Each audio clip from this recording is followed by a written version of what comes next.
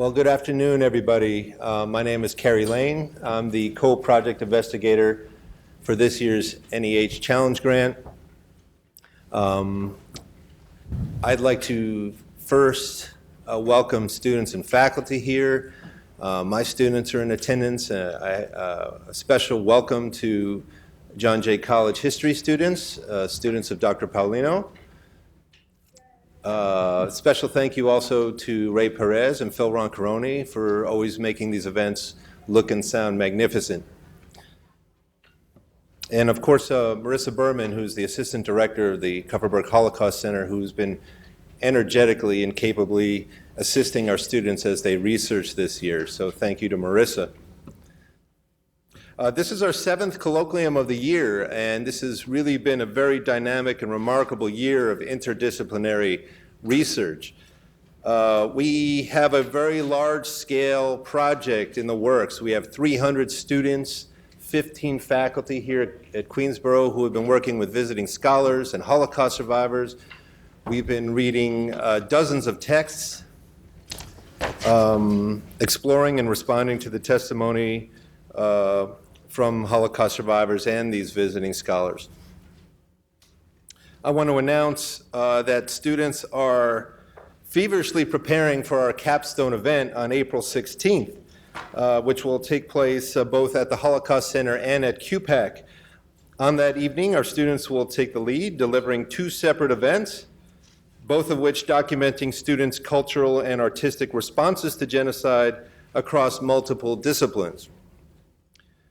First, at 5 p.m., at the top of the postcard on April 16th, there will be an opening reception at the KHRCA, and this will be an exhibition curated by the Department of Art and Design, and will contain art, writing, research, and poetry from the Department of English, Department of Academic Literacy, Department of Art and Design, and Department of Social Sciences.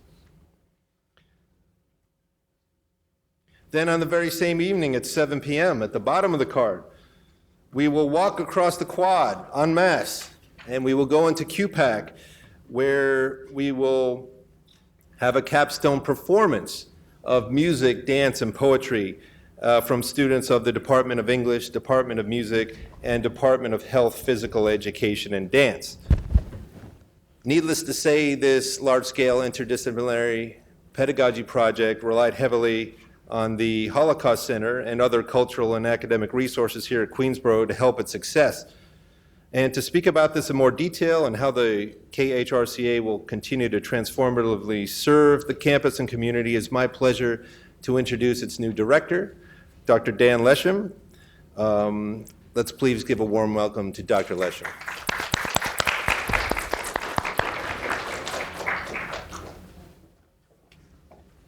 Thank you, Professor Lane. Thank you, all of you, for attending. Genocide and mass atrocity silence their victims. The wrongs they inflict are so great that even their surviving victims struggle to find a way to communicate their experiences. One Holocaust survivor you may have heard of, Elie Wiesel, explained it like this. He asked, "How can I use the word hunger to explain what we felt in the concentration camps when you use the word hunger to describe the feeling of having missed lunch?" Before we can respond to the wrongs which surround us, we must learn to listen to the voices of the victims, who have suffered because they are the only ones who know in body and soul what it means to survive. And it is only through survivors and what they share with us that we draw closer to those who perished. The Harriet and Kenneth Kupferberg Holocaust Resource Center and Archives is dedicated to using the lessons of the Holocaust to educate current and future generations about the ramifications of unbridled prejudice, racism, and stereotyping. This NEH Challenge Grant that the center received in 2012, and which brings us all together here today, has given this entire campus and community a unique opportunity to explore what it means to be engaged citizens at this crucial time in history. The world around you needs your input, your thoughts, and your actions, and I encourage you to consider the KHRCA a resource in helping you explore your own role in ending mass violence and mass atrocity. We offer a yearly schedule of film screenings, lectures, art exhibits, and other events. We have a large library with a quiet work area, and we offer several paid internships each semester that I encourage you to check out. We've placed some of our spring catalogs on the table as you entered. If you grabbed one on the way in, that's great. You can also grab one on the way out. Also, we're going to be passing around a sign-in sheet, and hopefully you got evaluations. I ask you to leave those with us before you leave today. I, of course, want to thank Professor Lane and Dr. Stephen Dalkey for organizing today's event and this entire year's amazing group of faculty, courses, students, and lectures. I would, of course, also like to thank our speakers for joining us here today and to encourage you all to attend the April 16th event that Professor Lane just had on the board, and there are extra flyers in the back. So I just want to thank you all for coming, and yes, Professor Lane.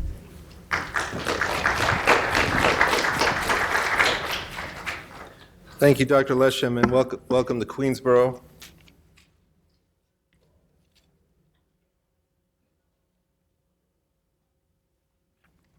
And we really look forward to working with you in the years to come. Today's event, The Art of Afterward, Documenting Collective Memory, couldn't be more relevant as the students prepare for their capstone exhibit and performance at QPAC. As they read, write, research, and rehearse and document their own responses to mass atrocity. We are delighted and honored to welcome two influential experts to Queensborough who will greatly help our students accomplish this. First, we welcome Mr. Clifford Chanin, Director of Education and Public Programs at the National September 11 Memorial and Museum, and founder of the Legacy Project. Mr. Chanin is also co-editor of the book, Blooming Through the Ashes, an international anthology on violence and the human spirit, which has sort of become a de facto common read for those members in the student cohort for this year's NEH Challenge Grant. Today, Mr. Chanin will discuss the responsibilities and challenges of interpreting, documenting, and educating the public about artifacts which respond to mass atrocity. Mr. Chanin will also discuss the human impulse towards creative response to mass violence and how societies use art to recognize common ground in the historical experience of others. Mr. Chanin will co-present with Dr. Edward Paulino, Assistant Professor of Global History at John Jay College of Criminal Justice, who teaches the history of genocide and specializes in the Dominican-Haitian conflict and the African Diaspora. Dr. Paulino is also the co-founder and publisher of Border of Lights, an organization dedicated to using culture and art to promote historical awareness and healing. Dr. Paulino has published extensively in his area of expertise and has a forthcoming book from the University of Pittsburgh Press entitled Dividing Hispaniola, Dominican Republic's Border Campaign Against Haiti. Dr. Paulino will focus his comments today on historical artistic responses to genocide with specific attention to the Dominican-Haitian conflict. Mr. Chanin and Dr. Paulino will speak for 30 minutes each, and then we will have time, about 15 minutes for questions and answers. So as they are presenting, especially to our students in the NEH cohort, please think of questions to ask our speakers today. So let's begin. Please give a warm welcome to Mr. Clifford Chanin, who will begin our event today. Thank you, Professor Lane, and Dr. Lesham, and to Ms. Berman, and to the Kupferberg Holocaust Resource Center here. I'd like to thank everyone for the invitation, and thank all of you for coming out today to hear this talk. I'm going to jump around a bit, but I'm going to finish by actually talking about some pictures and some works of art that are all part of the collection of the Illinois Holocaust Museum and Education Center, which is a collection that I curated, which is a permanent part of that institution. So in talking about this, I'm going to first try to frame what that effort in Illinois represents, and a little bit about how I got there. Now, we talk about the Holocaust, and we talk about the Holocaust as a kind of turning point in history. And that's not because terrible things hadn't happened before. Terrible things most certainly had happened before. But in the modern era, in a time when these kinds of things were not supposed to happen, in the industrial era, where technology and the human ability to create had been turned towards economic benefit, and in the time of the recognition of the psychological era, if you will, the recognition of the individual as a democratic citizen standing as an individual in a society, these things seem to argue, even in the middle of the 20th century, that such things could not or should not happen, and yet they did at a scale that had never happened before, and more to the point, they had happened in a way that made them visible to the world at large in a way that mass trauma and mass violence had never been visible before. And so we have the tension of this notion of progress in the world and this event which gives the lie to any notion of progress, whether it's physical, economic, political, or moral at all. And so the Holocaust becomes a moment where all of these questions come to the surface.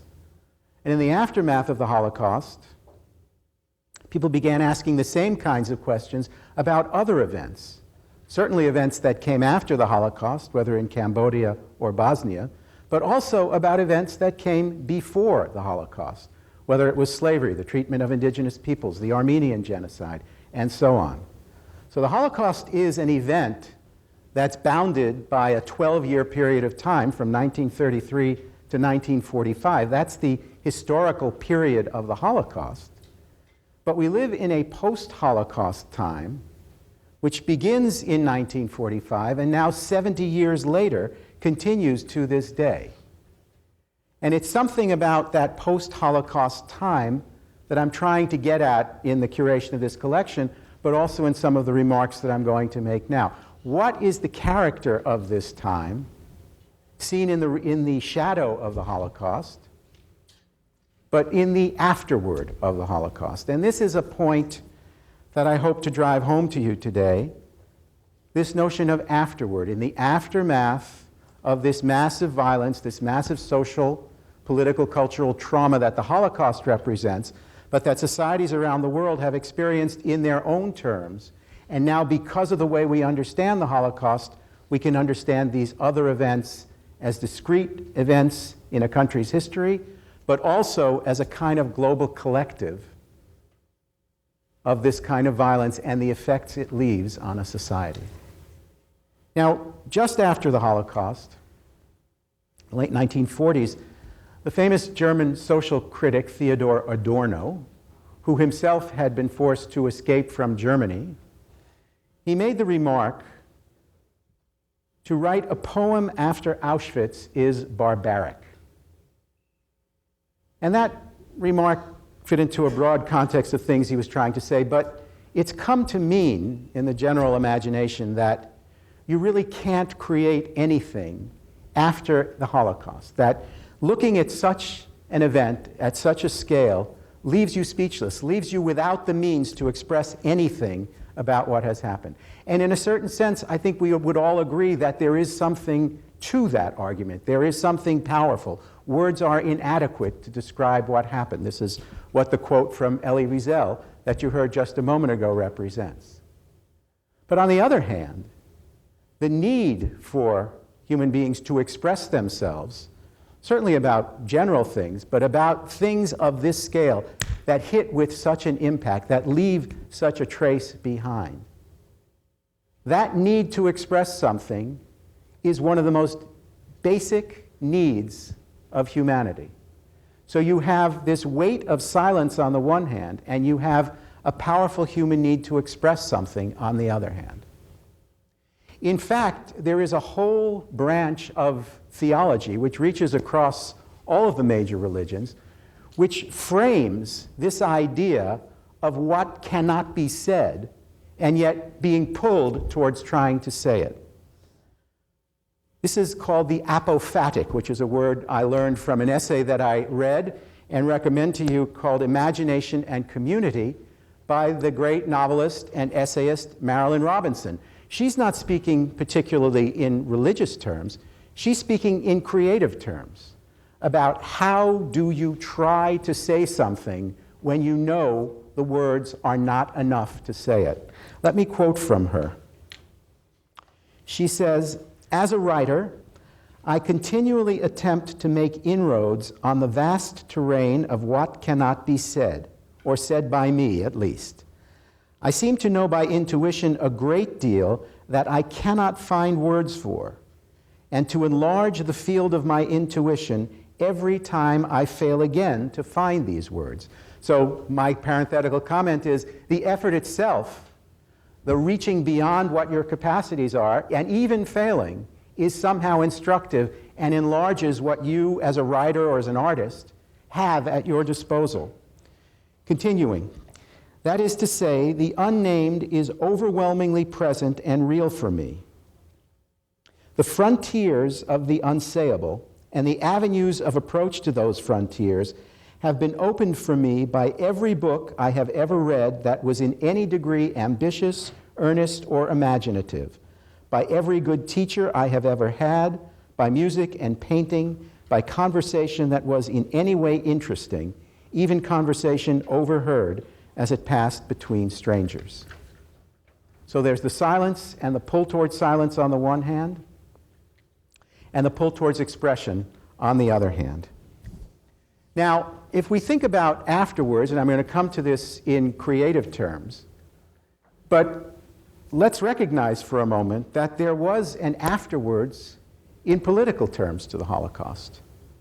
The creation of the United Nations and a whole variety of international organizations was a direct response to the Holocaust itself. The afterward for the international legal system, most relevant to the Holocaust, was the signature in the late 1940s of the International Convention Against Genocide. Now, let's stop for a minute because we have now come to think about genocide as a given in these kinds of issues. But I suspect many of you here know that the term genocide itself did not exist before it was coined by a Polish Jewish lawyer named Raphael Lemkin to describe what was happening during the Holocaust. There was no word for it. Thus, there was no way to frame it as a separate concept. And in spite of everything that had happened in recorded history before the Holocaust, it took the Holocaust itself to bring about a moment where the crime itself was defined. Now, there's a particularly interesting aspect of that I want to call to your attention, because there is this International Convention Against Genocide, and it defines legally the parameters of that crime, now an international crime. But in the preamble of the convention, there is a fascinating phrase which captures what I'm trying to describe here. This is in the prelude to the text of the convention. The contracting parties recognize, quote, that at all periods of history, genocide has inflicted great losses on humanity. So not only were they trying to define a criminal act in light of what just had happened in the Holocaust, they were casting a light on essentially all of recorded history to say, retrospectively, even if we did not have this word for it then, even if we could not recognize it then as the crime we see it now as being, we must make the moral statement that though we are in no position to be judges of those who committed these crimes before, that was a crime. So think of the imaginative leap that was made in that statement, not just a convention about the Holocaust, though certainly that in defining genocide, but a statement about a moral stance that had been created out of the Holocaust and allowed those people to look back in time and say, even today, it may be too late to do anything about it, but we want to extend the moral recognition of what that was to all of these events of the past. I mean, it's an extraordinary, extraordinary imaginative moment. And for me, this notion of the imagination is completely implicated in the Holocaust itself and how we have responded to the Holocaust. What do I mean by that? Well, it's terrible to say, but if you look at the Holocaust, if you look at what was done, the thought, the thinking, the planning, the effort, the collaboration, the mass scale of what was happened, it all goes back to a basic idea. And that idea is that first Germany, and then the societies that Germany conquered, would be vastly improved if parts of their native population were isolated, removed from those societies, and murdered en masse. This had been done before, but it had never been conceived deliberately, strategically, point by point by point. The removal of property, the isolation of the populations, the concentration of the populations, the deportation of the populations, and then finally the murder of the populations. This was a very methodical, imaginative act. And I say imaginative because it required mobilizing hundreds of thousands, if not millions of people to share the vision that the Nazis brought to Germany first and then to the societies they conquered. And they found collaborators in all of these places, both individuals and the bureaucracies. And so this is, unfortunately, a great leap of the imagination. But think about imagination. Does anybody here think of the imagination in negative terms? When you think of the human imagination, your imagination, anybody else's imagination, this is not a bad thing. Our normal expectation of the imagination is that it is creative, it is productive, it is positive. And yet here, the imagination was betrayed. This basic human aspect of all of our lives was betrayed by what the Nazis did. Afterwards, there's something needed to be done to redeem the imagination. And we saw this in the political realm that I described, we saw this in the legal realm that I described, but we also saw it in the creative realm that I will describe to you. Because while Theodor Adorno's point is profound, and it has a certain logic to it, where it falls short is in recognizing the depth of what was done, the impact that what was done had on people, and the basic human need to express something about these most fundamental aspects of history and of the life that we all live and collectively live in the aftermath of the Holocaust, because we are all brought to the Holocaust through media and other representations of this event. So, incredibly enough, the Nazi betrayal reached so deep that it actually betrayed aspects of each and every one of us. The philosopher Beryl Lang wrote about this. He wrote a book called The Future of the Holocaust. And he described this breaking point that the generations faced. Everyone in this room, I will assert, apologies if it's not the case for every single person, but everyone in this room, let us say, was born after the Holocaust. And in Beryl Lang's term, they were born into a world in which they do not remember the world before the Holocaust existed.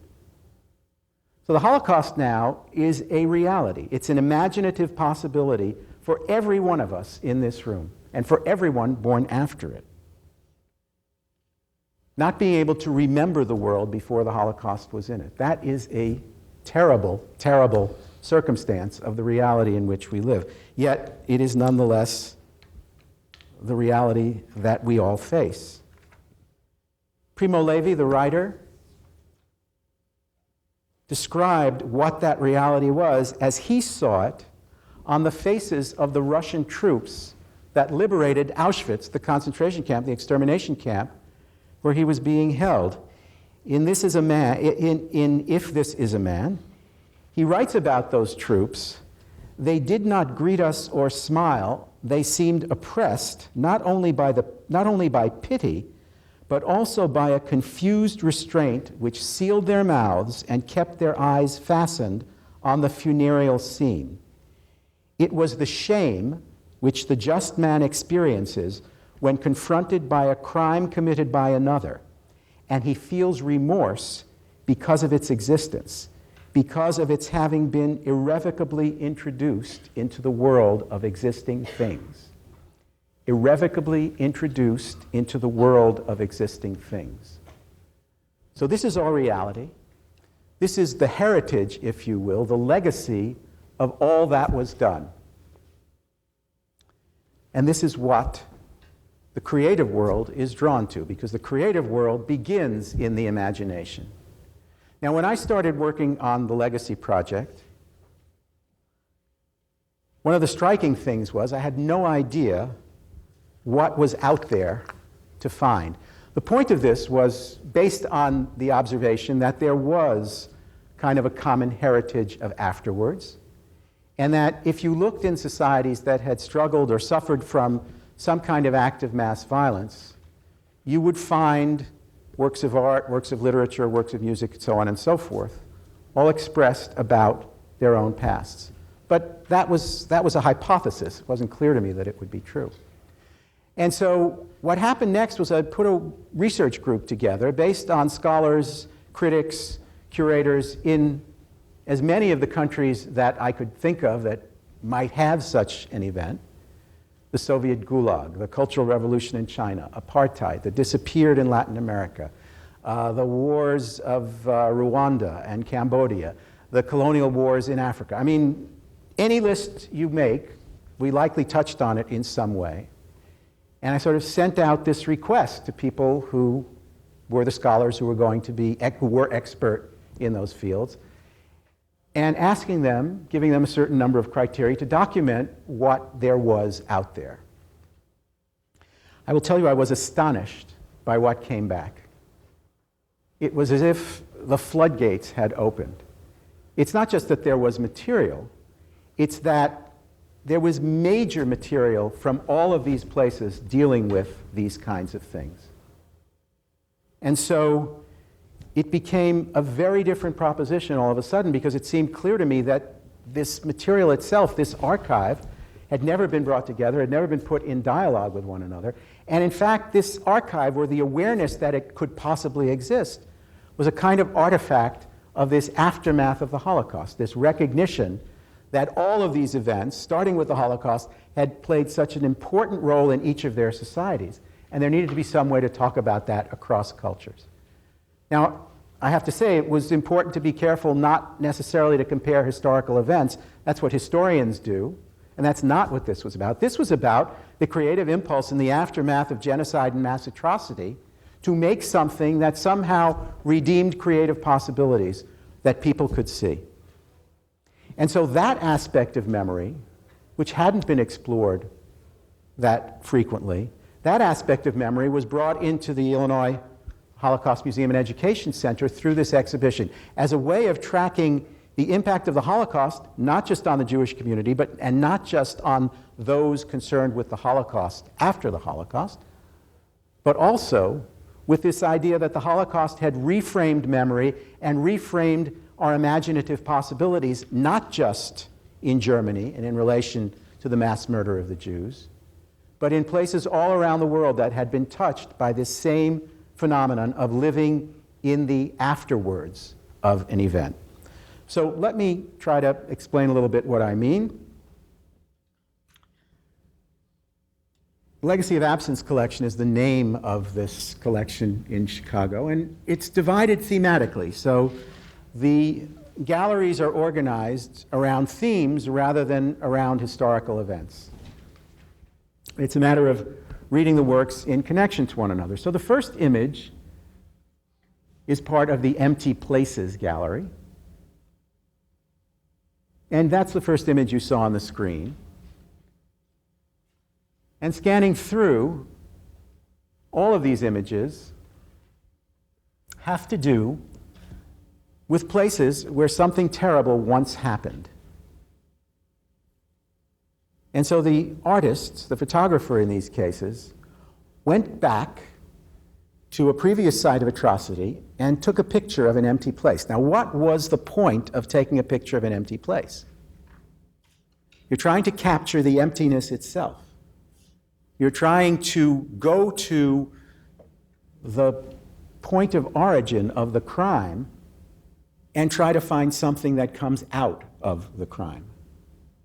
And this was done separately by all of these photographers and artists, literally around the world. Here in the US, in the Gulag, and so on and so forth. Now, these are black and white pictures. We're very used to reading black and white as a kind of historical document.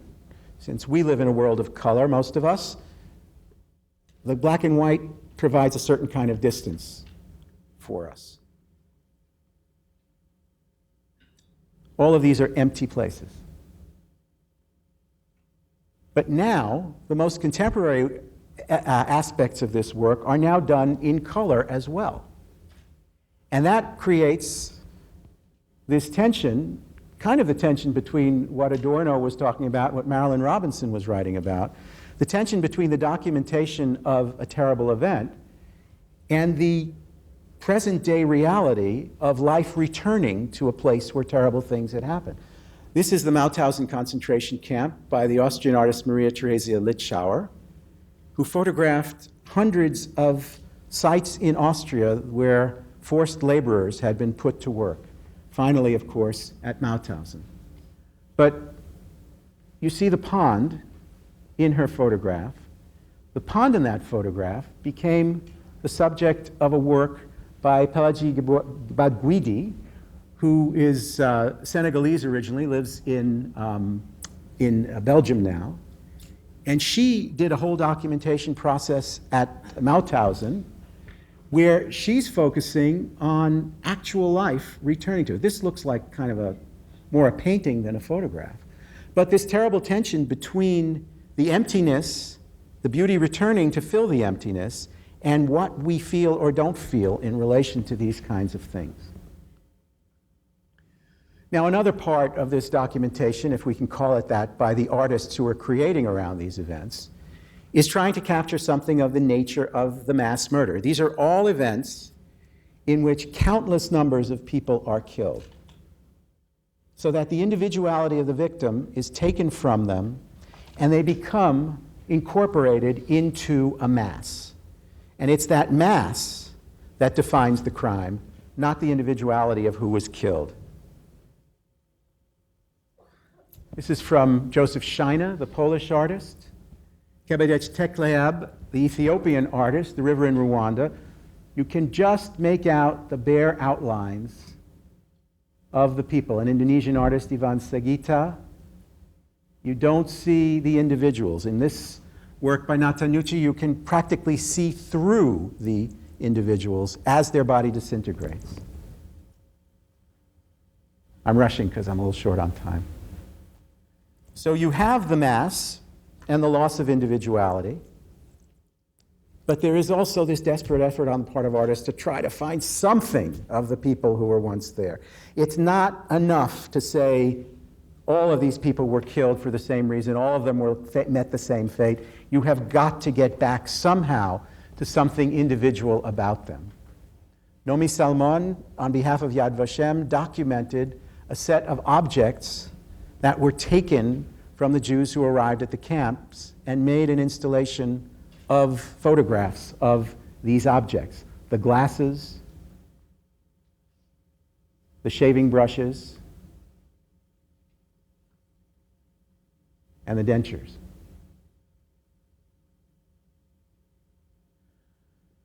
Wonchol Jung, the Korean artist, photographed the so-called comfort women, the Korean women who had been forced into sexual slavery during World War II by the Japanese army.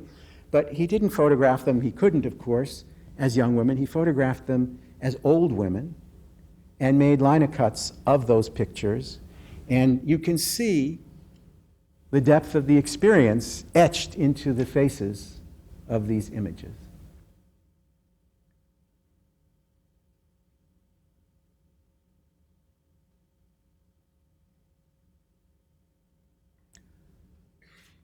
Certain gestures are universal.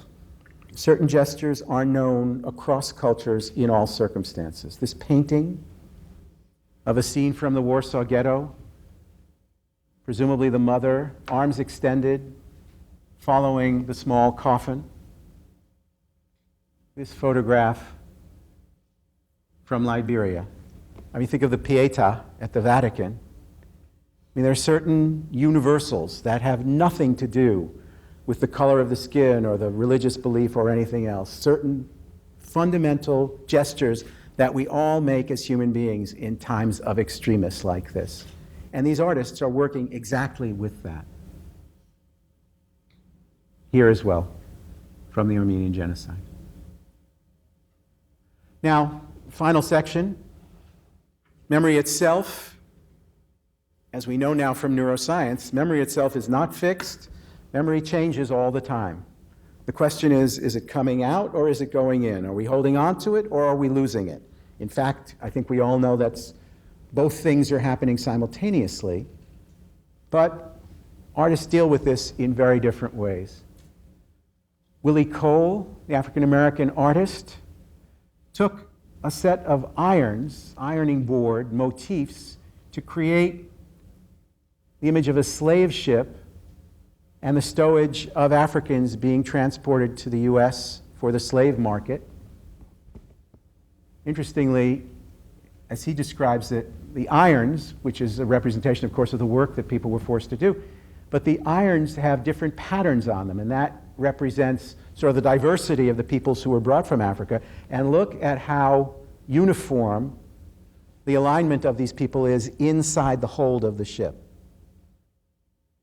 So even if you're not being killed there on the spot, this issue of stripping the individuality out of the victim and forcing them into a mass is recurrent in these pictures. This is a wonderful installation by the Uruguayan artist Ana Tiscornia. Don't really have time to go into it. These are old frames that she made photographs of, but she made photographs of the backs of the frames, not the pictures in the frames.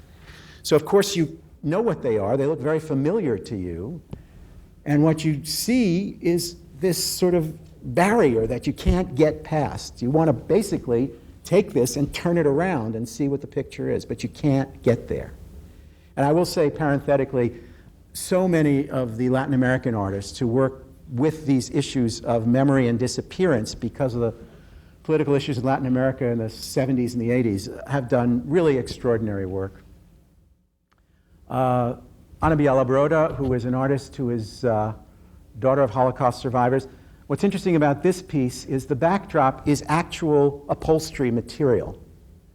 So she paints this ghostly figure into what might be a sofa or a curtain, something that's really tangible that would be in the house after the person leaves. And you have this sense of the ghostly presence. Samuel Bach, also the outline of the child, the cap in wood, the shoes. The person's not there, but you see the outline of them. And a series of images by the Spanish Catalan artist Joan Rabascal. He took tourist postcards from small German towns and juxtaposed them with photographs he made of the concentration camps that were in those towns. So the question of the official memory versus the memory that lingers. And final section is about memory holding. How do we hold on to these things? You saw the series from Amar Baksic, the Bosnian artist. One of those images on the screen when we came in. It's a long series of the shadows and their presence, even as the person walks through the town. Boris Sveshnikov, his painting here, the figures reaching for him. Is this Someone who's dead being welcomed to the afterlife? Is this someone who's trying to stay awake because he's afraid of the dreams that are waiting for him? We don't really know. His work always has these ghoulish figures integrated into the environment around the central figure. Samuel Bach again. This music, I mean, that's the other thing. The senses hold memory. It's not just if I tell you to remember numbers, you can remember numbers, but if I play a song for you, if I cook a meal for you and you smell it and taste it, you're going to remember that in a much different, probably deeper way. And many of these artists are working with other senses on the canvas. So music is one. It's sort of the final element here. Samuel Bach, Betty Saar, and the figure playing music in the box there. And Khalil Tikvesha, who's another Bosnian artist, and this is the Abandoned Music School in his Mostar series. I've come to the end of my time, I would say, and I look forward to your questions afterwards. Thank you. Hello, can you hear me? Yes. Thank you very much for coming. Thank you, Carrie Lane, for inviting me to be a panelist. Thank you, Patricia Williams, for your behind-the-scenes Jedi support. Thank you to the Kupferberg Holocaust Research Center, Ms. Berman, Dr. Lesherman, Professor Daki, also, the co-coordinator. All of the contributors, including QCC faculty, particularly librarians, and your amazing website. I saw the video, Librarians Rock. Thank you, Clifford Chanin. It's an honor to be sharing the panelist lectern with you.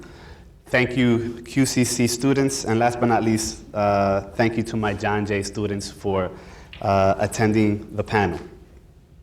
Today, I want to talk about one of the lesser-known genocidal massacres of the 20th century, a massacre committed by my own ethnic group, and how in the course of documenting this mass murder, how I came to bear witness to this forgotten crime against humanity.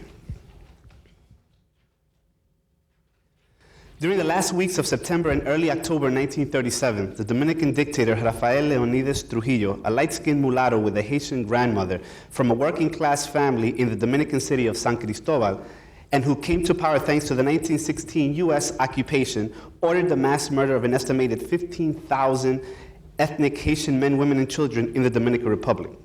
It's important to note that many Haitians that were killed were in fact Dominicans of Haitian descent, and as the historians Lauren Derby and Richard Turritz have written, lived and coexisted peacefully for years in vibrant bicultural communities throughout the Dominican borderlands. As you can see here, it's a map of the Dominican Republic and Haiti, which it's a geographic anomaly in the Americas because it's the only time you see two sovereign republics share one island.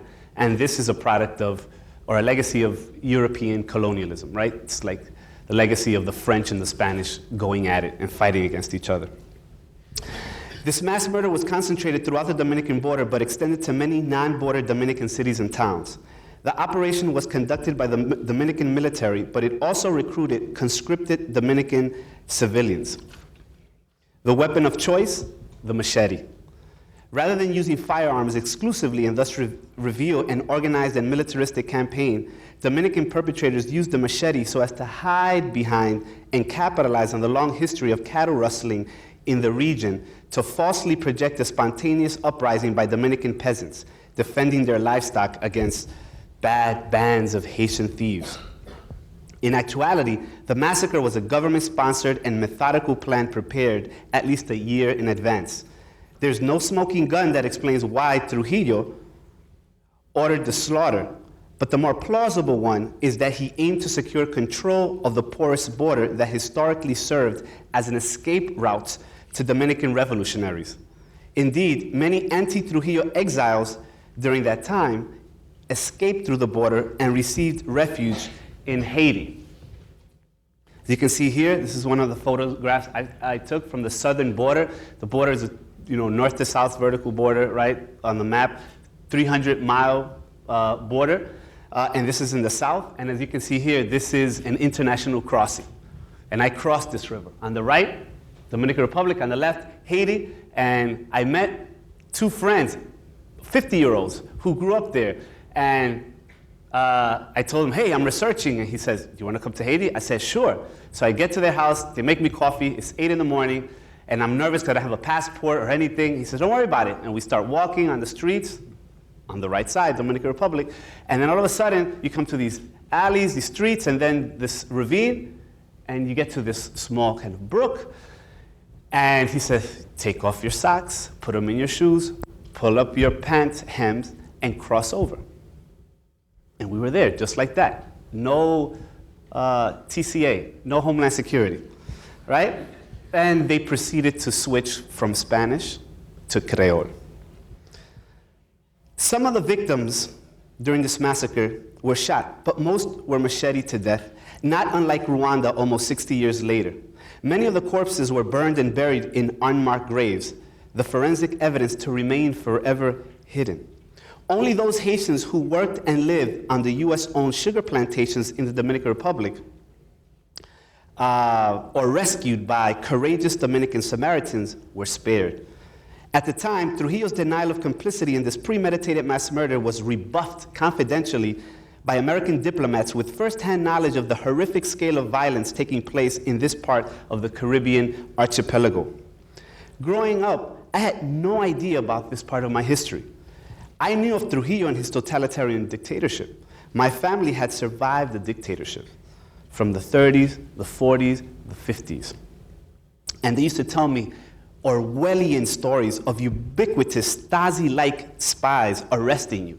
And the spies used to go in one of those, you know, they call punch cars, those Volkswagen Beetles. If you saw a Volkswagen Beetle, those were Trujillo spies. They told me about getting arrested if they heard a foreign radio station, or if you failed to place prominently in your house the dictator's photograph, because the motto back then was God and Trujillo.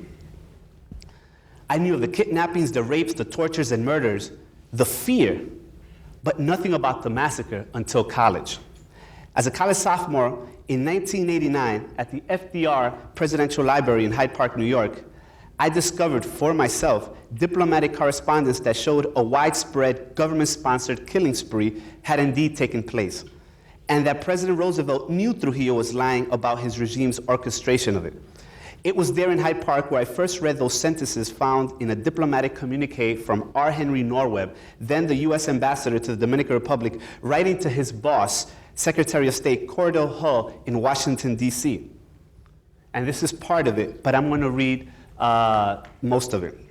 Apparently, with the approval of President Trujillo, a systematic campaign of extermination was directed against all Haitian residents. The drive was conducted with ruthless efficiency by the National Police and Army. The technique used is of special importance in that it was designed to give the Dominican government an opportunity to disclaim all responsibility for the killings. Following a house-to-house canvass of Haitian residents in the area between Dajabon and the sea, all who had not previously fled the border were rounded up and cited for deportation proceedings. Their cédulas, or identity cards, and passports were examined, and they were passed through immigration control offices, which in turn reported to the fiscal judge in that area, and the person so indicated and stated that the person so indicated, meaning arrested, were deported.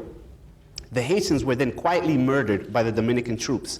On 3 successive nights, groups of Haitian men, women, and children were herded to the end of the customs wharf at Montecristi and there dispatched by the soldiers. They were clubbed over the head and thrown into the sea, where the sharks completed the task by destroying the evidence. This slaughter on the dock was corroborated by the eyewitness reports of a watchman in the service of the receivership who personally related to U.S. Army Major Norris what he had seen. Other bands of Haitian deportees were taken under guard down to the sea, ostensibly to embark on ships for Haiti. However, as Major Norris trenchantly remarked, there were no ships. These persons were knocked on the head and run through the bayonets and knives. Other groups of Haitian victims were seen being conducted under armed guard to the fortress at Montecristi. They did not emerge. As a result of this campaign, the entire northwest of the frontier side, Dominican side, is absolutely devoid of Haitians. Those not slain either fled across the frontier or are still in hiding in the bush. End quote.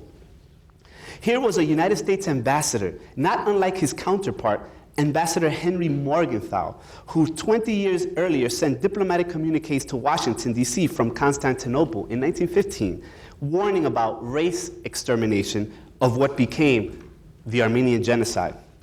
Needless to say, I was shocked when I read these words.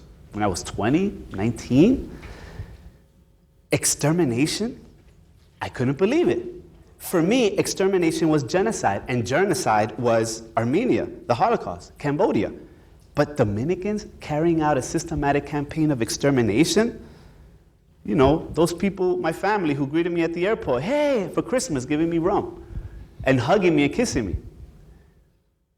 As a young Dominican kid growing up in the Lower East Side and Chinatown sections of New York City, 15 minutes from Ground Zero, I first learned about genocide through Milton Metzer's book, The Holocaust. I was 15 years old and was shocked to learn that places like Auschwitz and Treblinka had existed and were created specifically to destroy other human beings based on racist ideologies. Over the next few years, I would read more books and watch documentaries on new genocides ranging from Guatemala to Rwanda to Darfur, and would even get to visit a Nazi concentration camps like the one pictured here in Sachsenhausen, Germany, north of Berlin. Though always compelling, those cases of mass murder were distant to my culture and identity. I was related to neither the victims nor the perpetrators of all the genocides that I read. But the Norweb communique was different. It forced me to ponder my own relationship to this legacy of mass murder and my identity as an ethnic Dominican, a Dominican American in the United States. Thus, it was disconcerting, indeed a jolting surprise, when I came across Norweb's document as a college freshman and sophomore. But I wasn't prepared when years later I found myself as a doctoral student on a Fulbright fellowship on the Dominican-Haitian border, interviewing on camera dozens of elderly perpetrators and survivors of the massacre. In 1998 and 1999, with tripod and camera in hand, I traveled throughout the 300-mile Dominican-Haitian border in search of survivors and perpetrators. The several dozen people I got to interview, those who were not senile or who were deceased, were late in age, 80s, 90s. They all lived on the Dominican side, or most lived on the Dominican side of the border. They didn't know each other, but their stories were eerily similar. But there were two guys, two retired farmers, who I could never forget. I can't show you the videos because in order to conduct these interviews, I required IRB, Institutional Review Board, approval from this IRB committee, which rejects or approves your application to conduct research on or with human subjects. Part of the approval required protecting, i.e. changing the identities of the persons I interviewed.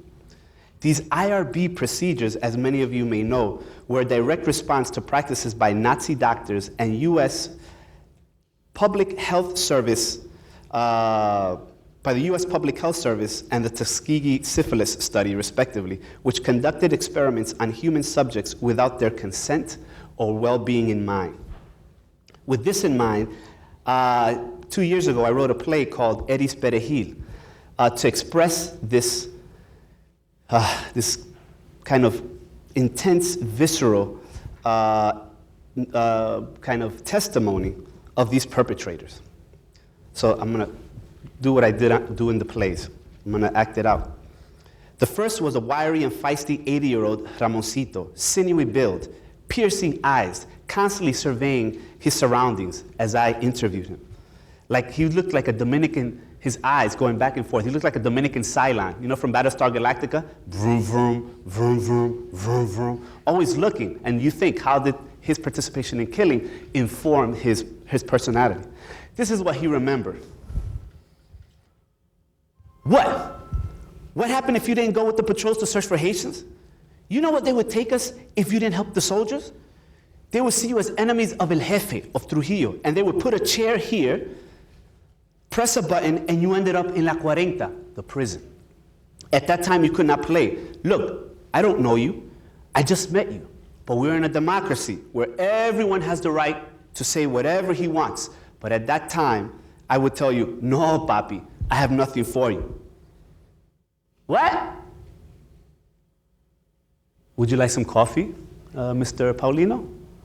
Okay. No, my dear.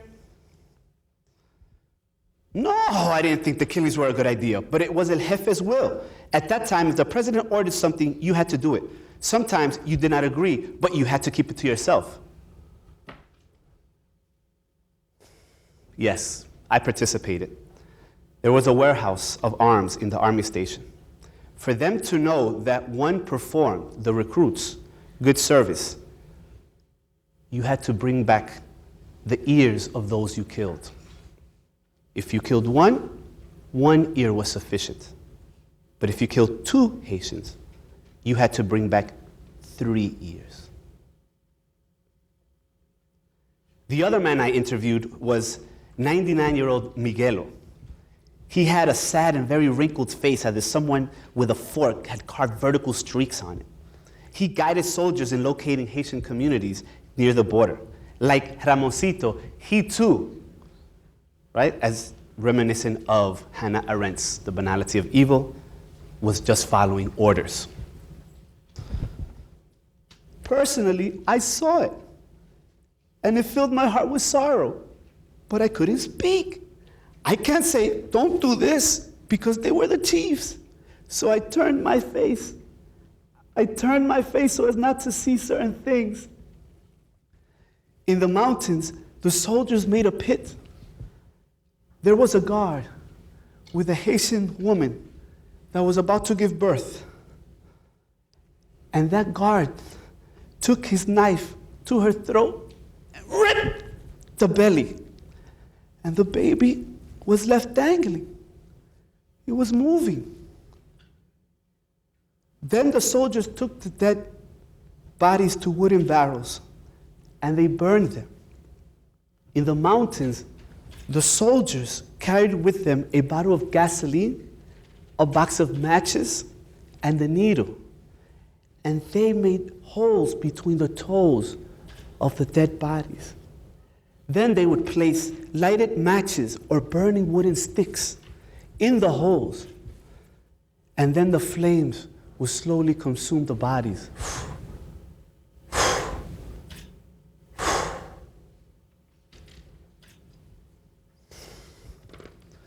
Despite an international outcry that forced him not to run for re-election in 1938, Trujillo was never punished for this crime, as well as many others. No national trials, no truth and reconciliation committees.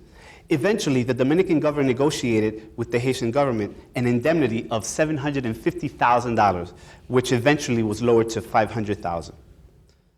And here, I want to underscore Clifford Chanin's words, where I and many others are trying to create, as he mentioned earlier, an imaginative moment by extending moral recognition in the past, and to say that the 1937 massacre was indeed a crime. The Roosevelt administration's response had been deeply cautious. War with Germany loomed, and Washington was eager to project to the world the United Hemispheric Front through the good neighbor policy. Trujillo was a staunch U.S. supporter.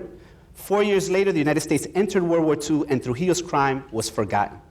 Never punished for his crime against humanity, indeed, he ingratiated himself even more to Washington by accepting several hundred Jewish refugees, right? And these are some of the slides. The only slides that exist. This was a Life magazine of one of the survivors in Haiti. Of course, the media couldn't get into the Dominican Republic because there was a moratorium on journalists going there. It was banned. Here are some of the other photographs.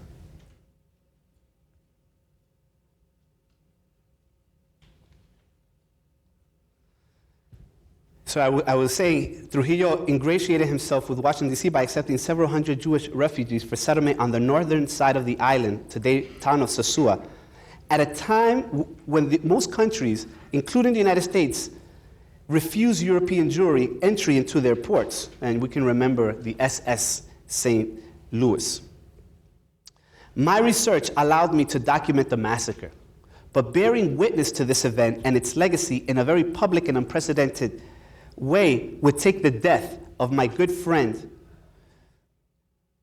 and the late and courageous human rights activist Sonia Pierre, who, like thousands of other Dominicans of Haitian descent, are today legally denied Dominican citizenship.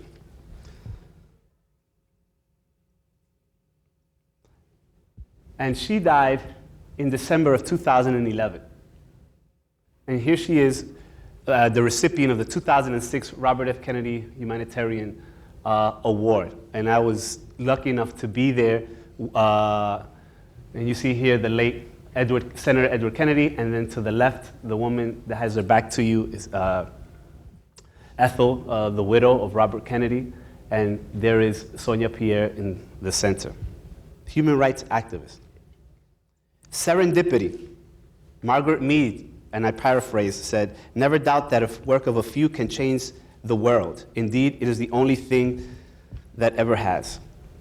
Pierre's death prompted a friend of mine, Professor Silvia Torres Allan, to introduce me to Dominican-American writer Julia Alvarez. And starting in late 2011, Alvarez and I started a correspondence. And she told me, hey, I've had this idea for years with this other author, Michelle Walker, who wrote Why the Cocks Fight, about a project about lights, Border of Lights. But they were too busy. Due to the time constraints and various other commitments, the idea never got off the ground. But years later, further inspired by the Occupy Wall Street movement and the Arab Spring, Alvarez grew increasingly inspired and deemed 2011 the appropriate moment to support a, quote, grassroots gathering of artists, musicians, poets, farmers, people from both sides of the border, both countries, and support from abroad to come together on the anniversary of the massacre and posit a new relationship and model on how troubled borders and countries can turn themselves around if the goodwill of the people is there, end quote. From the start, the idea was ambitious, yet slowly a group of individuals emerged who would co-found Border of Lights, a grassroots social movement of memorialization, solidarity, and agents of and for cultural change with respect to the Dominican-Haitian relationship. The group itself was formed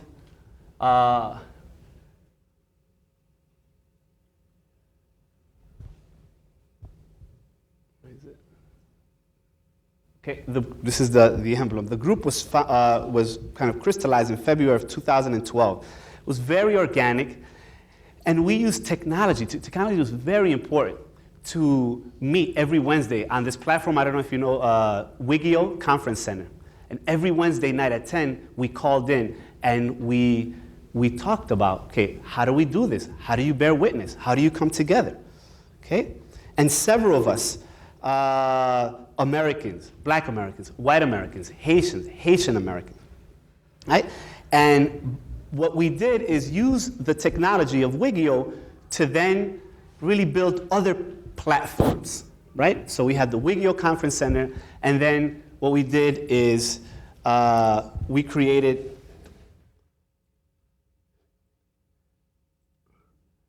the website, Borders of Lights. And we also had other educators in our group, and as you can see here, Border of Lights is a collective coming together to commemorate, collaborate, and continue the legacy of hope and justice. So it's not just about commemorating the people who were killed, both Haitians and Dominicans, but also to tell the world that, look, most of the history, especially on the border, is collaborative. It's not adversarial. And here we have personal stories.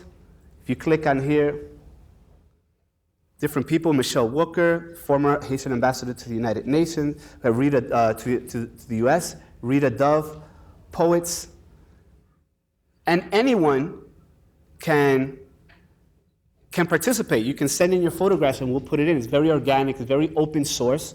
And we also have here, which we are constantly updating, an educational toolkit. So here you can have lesson plans, you have poetry, you have videos of performances, of exhibitions. And one of the first things we did was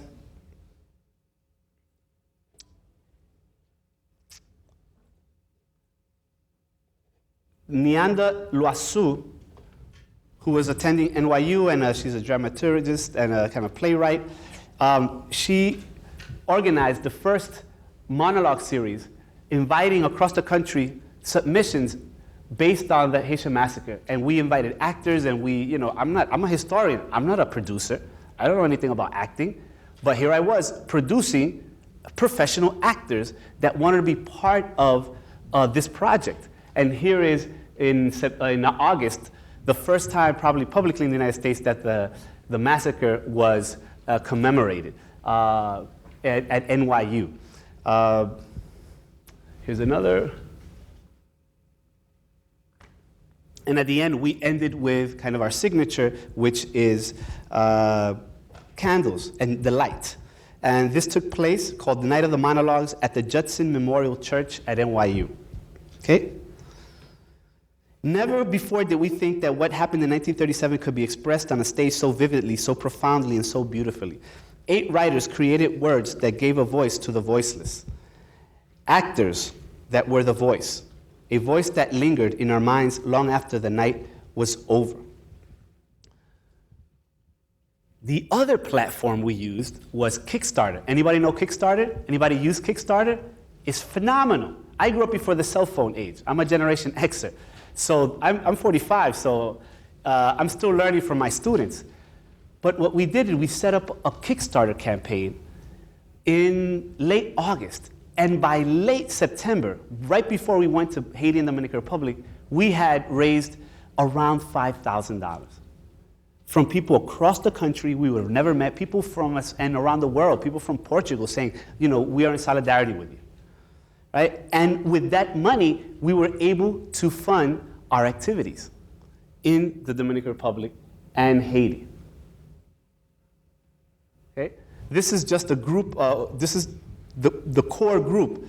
I'm on the left, and Megan on the left, Julia Alvarez there, and then the guy with the glasses is the Jesuit. He's kind of like our Jedi. He makes everything happen. He knows everybody there, and he was the one. Remember, this guy is from the region. He was born and raised there. He's Dominican. He said, when we first did this, commemorated for the first time at the 75th anniversary, he said, I've been here 39 years, working particularly in this town, and never has the massacre been mentioned. So it's this idea of the silences, right, that many of us, that the afterward, we're trying to engage with, right? And of course, not just limited to the Dominican-Haitian border, but it's a kind of a case study that speaks to larger issues of, that humanity confronts. So, this is toward the end. But we were confronted with the issue of how to engage local residents in conversations about the massacre, especially as friends and local activists on the ground advised us that la matanza, the massacre, el corte, the cut, as it's colloquially called, remained a sensitive issue, especially in places like where we were, the border town called Dajabon, where many Haitians and Dominicans of Haitian descent were massacred, right? But it was the Dominican artist, Sherezazi Garcia, who I believe is coming here in April, and she's going to set up, a replica of what we did in Dominican Republic and Haiti. And she's also a professor at Parsons. She came up with the idea to address this sensitive issue by means of a part art installation and part quasi-ethnographic research project, inspired by conversations and mutual interest in the history of Hispaniola and therefore the history of political division on the entire planet. Sherezazi re-envisioned the action of storytelling as a way to collect memories. The collection of memories and the decoding of these memories resulted in a remedy for healing. So what she did is she came up with these kind of index cards, and on one side, at the top, you have 2 faces, ambiguous brown faces representing both sides of the border. And on the other side, you have kind of postcard. Here, it's in Spanish, but it was really in 3 languages, right? The memory of Perejil, Memoria de Perejil in Spanish, and Mémoire Pesi in Haitian Creole. And it was simple. What we did is go to the gazebo, the main park, and we took kind of rope, twine, around the gazebo and took hairpins and put the hairpins, as you see here, right? Like dangling lingerie, and all around the gazebo, right? And we had pens on the ledge of this gazebo. And so we asked people to come and write something. And many people were incredulous and they were skeptical, and what is this? And we said, look, just say, because it says at the bottom, you see the question is, cuéntame, ¿qué te contaron? Tell me, what did they tell you? Tell me what? Tell you about the massacre. Anything. How did you grow up learning about it? Do you know anything about it? And it was a powerful moment because perhaps, right, like opinions are usually, the working class, sometimes, for the most part, historically, I can tell you the historian, books are not written about, the working class. It's about kings and leaders, right? And so it's the first time I'm a corporal or I'm a shoe shine kid, and I'm being asked to write something. And you saw the military guys with the uniforms writing down what they thought, what they remembered. And I remember this one case, I don't have the photo. It's in transit, hopefully they'll find it in the archives that we have. There was a group of shoe shine kids. They're both Dominican-Haitian. And we asked them, well, you can write, go ahead. You can take the pens, it doesn't matter, but write something, and it can be anonymous. One of the boys, he was maybe 9 or 10, he said, I can't write, right? And his other friend with the box of shoe shine, equipment said, but can I write for him? We were like, absolutely. This is an amazing moment where you have a 9-year-old who cannot write dictating to a 9-year-old who can write about his experiences. So there's also this moment of this space, this maybe democratic space, where these kids and civilians expressed their agency. And so we did this in the Dominican side and we did the Haitian side. And just last year, Sherezade's new idea was, instead of these index cards, she created these panels. They're like stickers. So you see the line across, they're 4 panels. So you peel them off and they stick anywhere, right? Artists are brilliant, they'll make it work. And so it's an enlarged postcard, and you see 2014, Dominican Republic, Haiti, Isla Compartida, a shared island. And again, but the question then changes, and she asks Dominicans, cuéntame cómo te llevas con tus vecinos. Tell me, how do you get along with your neighbors, right? And everybody, and we, until now, Sherezade is preparing this, right? We have not seen a negative comment.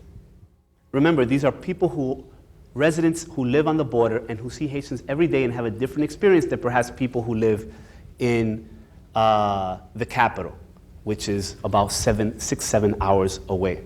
So it was an amazing moment because you really have never seen this type of public expression or dialogue about the massacre, about this particular historical moment. And the irony is that it's in the history books. Yeah, Dominicans say, do you think a massacre occurred? They're like, of course occurred, right? This is not Turkey, right? Where they're like, this is not a genocide.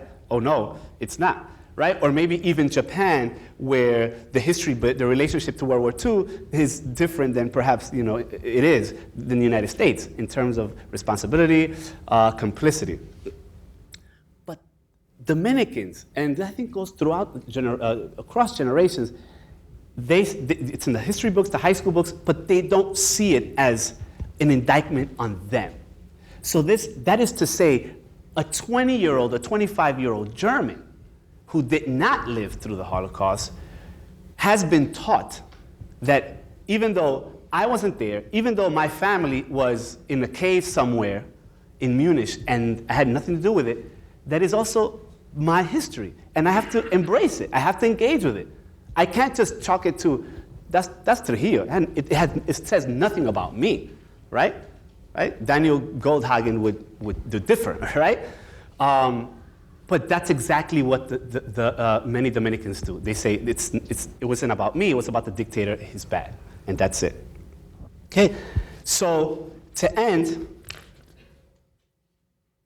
perhaps the most moving part of the 3-day event in 2012 was the Friday night candlelight vigil. After attending Mass, organizers, Border of Lights, handed a flower and a candle to each congregant exiting the church. What followed was an informal procession of churchgoers and those in support of the mission of Border of Lights.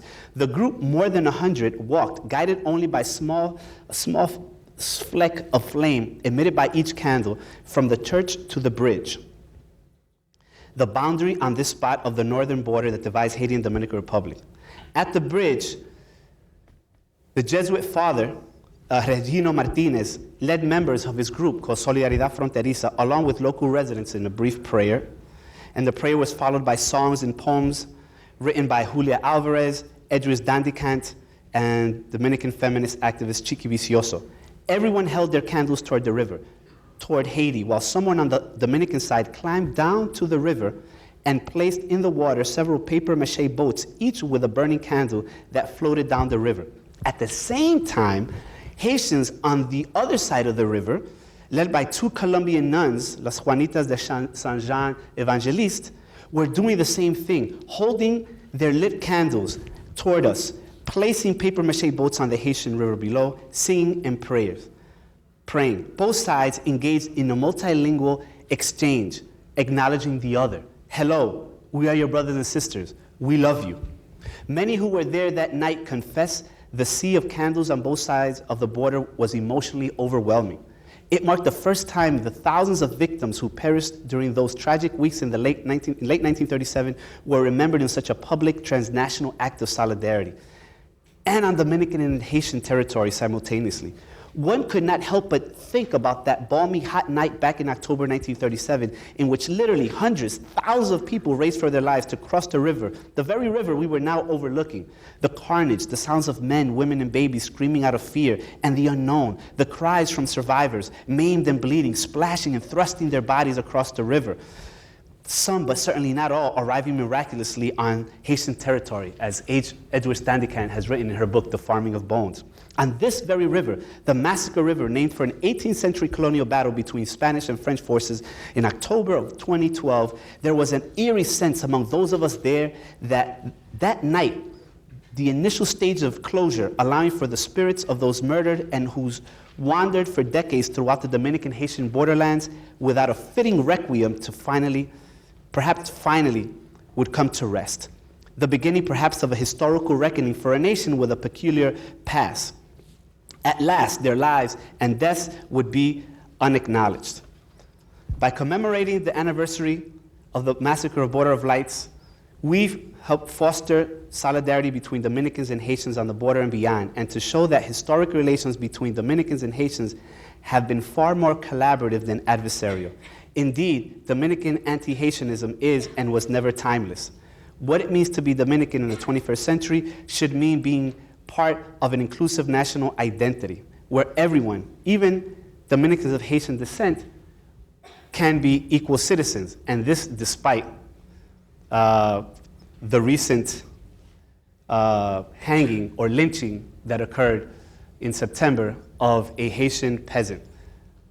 Allegedly, the authorities say it was other Haitians, but regardless if it was Haitian or Dominican, ultra-nationalists have driven a campaign of anti-Haitianism that is very worrisome. And I will end saying that according to the UN, which has a chart on pre-atrocity markers, if you look at it and you apply the Dominican Republic those markers to the Dominican society today, Dominican society satisfies, unfortunately, most of those pre-atrocity markers. Thank you very much.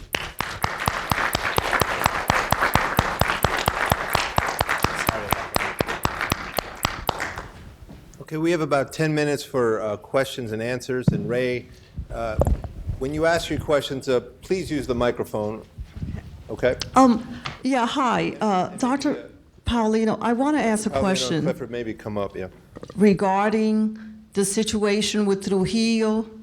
And upon researching, Ironically enough, as you stated, Trujillo, Dominican Republic was one of the first countries that gave refugee to the Jewish population of the Holocaust.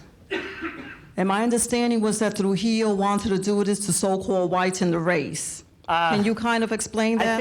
I think it was cynical. It's not, again, not that Trujillo was, empathetic and a humanitarian, right? He was playing a game of realpolitik, and he can score points, right? If that meant saving a couple of hundred Jews that were escaping Nazi Germany, then it would be a win-win situation, right? You have to remember that in 1938, in the Evian Conference, all these European countries were meeting to see what they were going to do with European Jewry. There was a Dominican representative there, and someone asked, who will take the Jews of Europe? And nobody stands up. The Dominican representative stands up and says, we'll take 100,000. In the end, they didn't take 100,000, but they did take about 500 or 600, right? Who then, had kids and had grandkids, right? Which Hitler did not want, right? The irony of ironies is that here comes a group of people who were considered racially inferior to the Nazis, right? Fleeing to the Dominican Republic in a racial landscape where their Jewishness wasn't seen as a deficit, but they were seen as Europeans. And I think that's one of the most, perhaps a lot of people don't know about that. It's an irony, right? And so Dominican Republic and Haiti now, even though it's a small country, not big Germany, France, United States, it's an interesting intersection here of global history and genocide and how identities sometimes, shift and fluctuate depending on geographical location.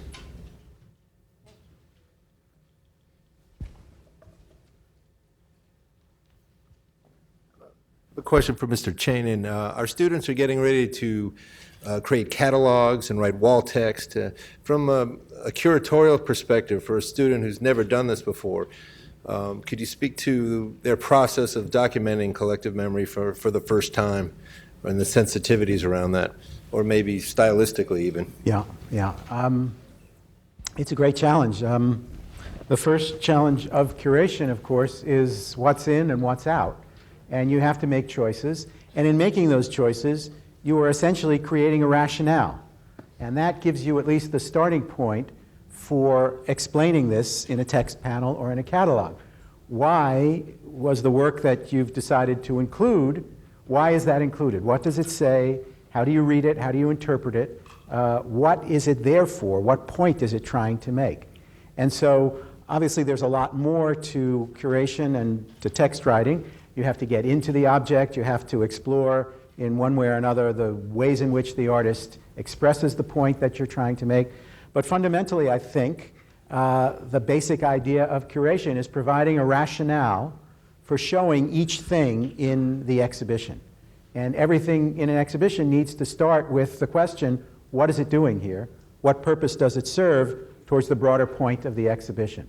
So it's just a rough guideline, but I think it's important to keep that in mind for everything, because anybody who's done exhibitions will tell you, you have a checklist, you have a list of things that you want, and you fall in love with something. And inevitably, it comes to the point where you can't quite stretch enough. That one thing that you love so much doesn't quite fit as well as something else. And different curators will choose different ways in relation to that. But, it's tough. Something's got to get left out, because you only have a certain amount of space. You only have a certain amount of attention that the audience can pay to it. You don't want to tire them out. You don't want to give them too much to take in. So everything you add, if you're not being hard in your decision-making, if you add too much, you're going to water down the point of everything, even the most important things you have. So it takes a lot of discipline and a lot of rigor, hard decision-making, to make those choices. But keep choice in mind.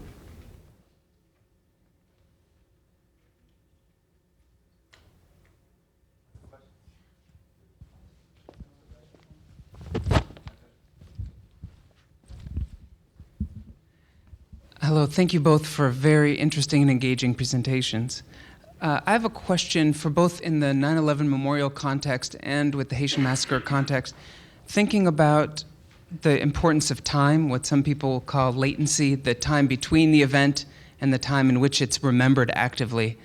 And I'm just curious if you could each speak for a moment to, obviously you're discussing an event, Dr. Paulino, from the 1930s, and yet in your presentation and in the images, it seems like for a lot of people this is very fresh somehow, which is confusing and anachronistic, but I wonder if you could address that and how the passage of time informed what kind of commemorations you chose to do. And in the context of the 9/11 Museum, it seems so recent and so fresh. And how does that, if you could contrast it with your Holocaust collection or the Art of Afterward collection, how does time play into your selections? Okay, go ahead. Yes, as I said, the history, everyone knows. And most, I think, of the people who experienced it, whether survivors or perpetrators, are now dead. So it's like here now the World War II veterans or Holocaust survivors or the farther it is from the point of origin, right? It challenges people who want to document or curate exhibitions about that event. For us, it was difficult also because we were outsiders, right? So we also, in every conversation, we'd make sure to let our group know that we weren't this kind of colonial, parachuting in and we're going to save you. We are protagonists. So from the beginning, we worked with the local organizations to say, what do you need? We need to clean up the park. All right, so we clean up the park. What do you need? We can feed some orphans. Let's do that, but all in the context of remembering. But we also have to make sure that because of the way it's remembered and how politicians and certain governments have manipulated the Haitian card, if you will, the boogeyman will invade, we had to follow what the local organizations were telling us, like, you shouldn't do that. Because even though it can seem anachronistic, the way it's taught, it's easily to touch that nerve where the ordinary Dominican will come out and thinking he's nationalistic it can be interpreted as being anti-Haitian. Mm-hmm. I actually wrote a paper on the two projects, and I mean, the 9/11 answer is very short. Anybody here think 9/11 is over? So this is sort of an ongoing process that began literally days after 9/11 itself. As compared to the Holocaust Project in Illinois, when they were developing that project, they actually were saying, this is the last Holocaust museum that's going to be made with Holocaust survivors as central participants in its creation. And what was interesting about that, of course, the museum in Washington had Holocaust survivors as central figures, but that was in the 1990s, and even before, it opened in 93, so starting in the late 70s, early 80s, it's a long period of time where those survivors were younger people, they were in the prime of their life, they were creating in America, and whereas the project in Chicago, these were elderly people. And the entrance exhibition in the historical exhibition in the museum out in Skokie, the Illinois museum, follows a couple of survivors as elderly people around the Chicago community. One is getting on a train to go into the city. So you see them sort of at the end of their lives located in this local place that seems very, very far away, and yet they become integrated into the community, they become contributors to the community. So it's a very interesting issue of sort of transporting the Holocaust story into a local scene. So it's not just the latency of doing this 65 or 70 years after the Holocaust, it's incorporating the lifespan of the survivors into the conception of the museum. So it's a very, very interesting thing, which frankly in the case of the Illinois Museum, I don't think it would have at all looked like that had they done this. It didn't look like it when they had a tiny Holocaust museum that had been created 20 years before. Sadly, we've run out of time. If you have a question that you wanted to ask, you can come down after we after we're over. I just wanted to say thank you so much and how honored we are to have you both here. You've really enlightened us. I wanted to make sure to formally invite you both, your students and your colleagues and families, to the April 16th event as VIPs. Oh, thank you very much. Thank you very much. Thank you. Come on down and ask questions. Thank you very much. Presentation. Thank you.